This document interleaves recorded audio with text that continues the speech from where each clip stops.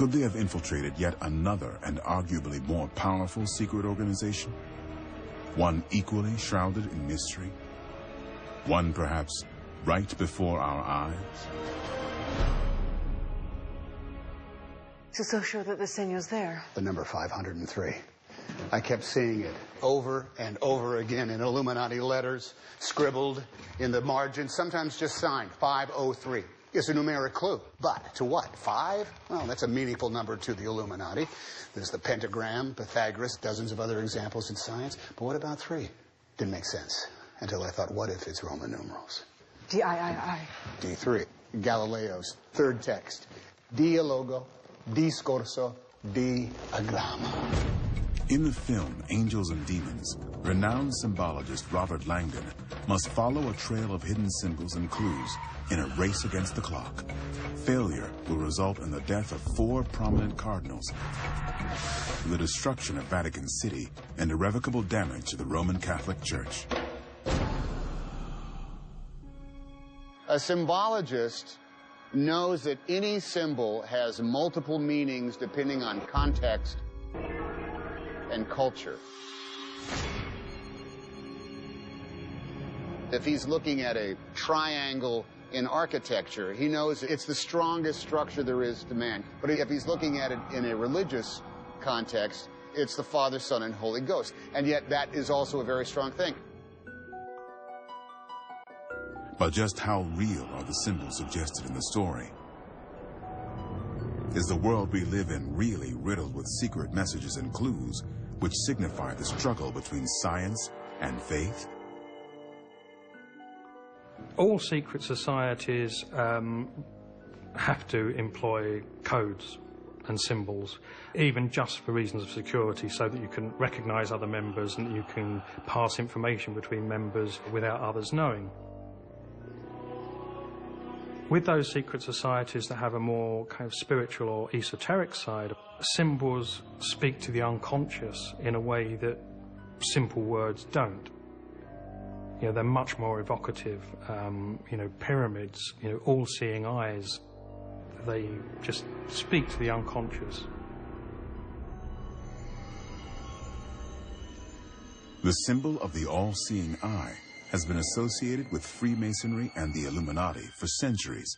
It can even be found on the back of the American $1 bill. A lot of people regard this eye in the triangle symbol as the symbol of the Illuminati. But in fact, it began in the Middle Ages. It was a symbol for divine, or for God's omnipresence. It was God's all-seeing eye that he can see everywhere. He's always watching.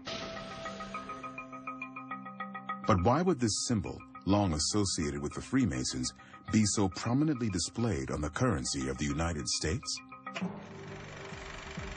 Some historians suggest that Vice President Henry Wallace, a high-ranking Freemason, convinced fellow Lodge member Franklin Roosevelt to use the Great Seal design on the dollar bill.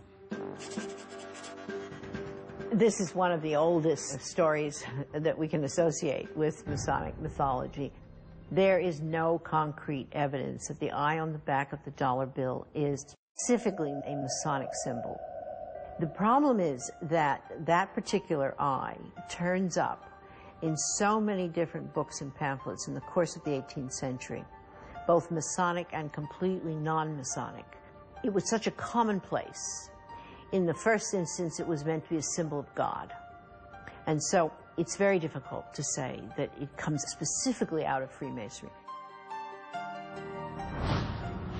Yet according to Dan Brown's own research for his book, Angels and Demons, the all-seeing eye above the pyramid is an Illuminati symbol called the Shining Delta.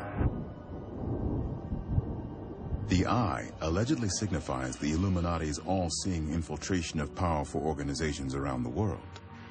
Brown asserts that the delta, or triangle around the eye, is the mathematical symbol for change and represents the group's intention of bringing about a secular new world order. The rays of light emanating from the triangle signify enlightenment or Illuminati.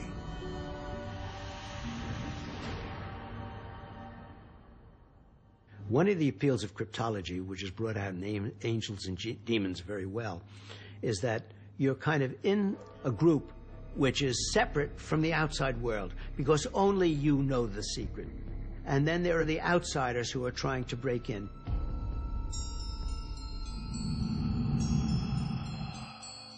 The very earliest forms of codes and ciphers are found in the Egyptian hieroglyphics.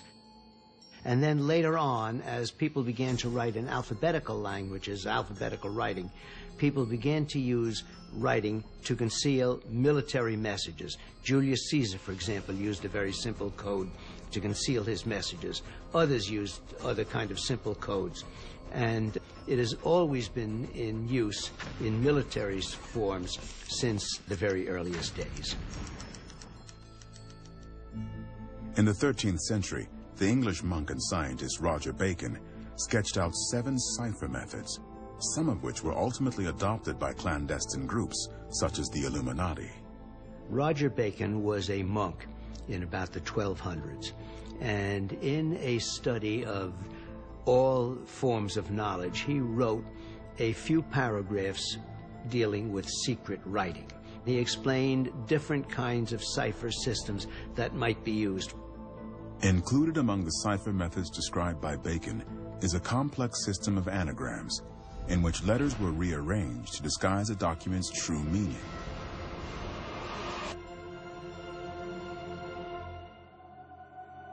This latter method was eventually employed by a number of prominent scientists who wished to keep their discoveries secret from rival scientists, or from the Catholic Church.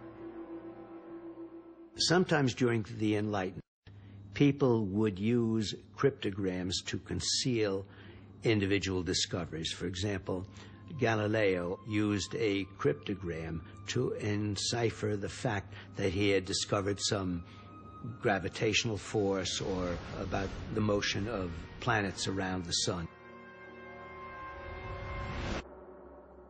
Ironically, just as scientists and other secular thinkers use symbols and puzzles to evade detection by the all-powerful Catholic Church, the Church itself used symbols in an effort to communicate complex religious ideas, or in some cases, co-opt pre-Catholic or pagan ideology.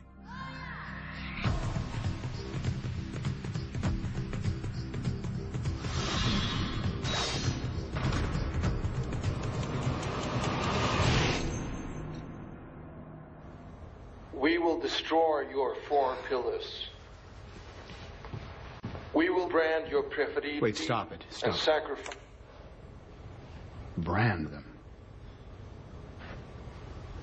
And that's another Illuminati legend. This one says that there are a set of 5 brands, each one an ambigram. The first 4 are the fundamental elements of science: earth, air, fire, and water.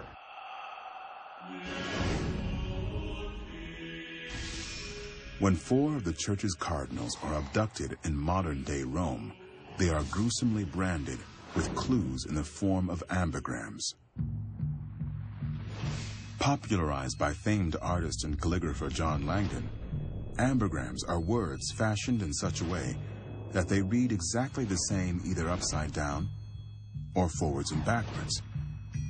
Interestingly, it was Langdon's gift for symbols and wordplay that directly inspired author Dan Brown to name his protagonist Robert Langdon. In Angels and Demons, there are various groups of people who are using codes to communicate secretly about nefarious deeds like doing bad things, assassinating people. People are interested in secrets. They want to find out what they are. And codes, which are a method of communicating secrets, play a significant role in people's lives, whether they know it or not. Perhaps they just whisper instead of talking out loud. And this, it seems to me, is the appeal of codes and of books like Angels and Demons. In Angels and Demons, there's a great deal to this understanding of symbols and what they've meant throughout history and what they could mean in the future. But words and symbols aren't the only means by which secrets can be hidden or clues can be given.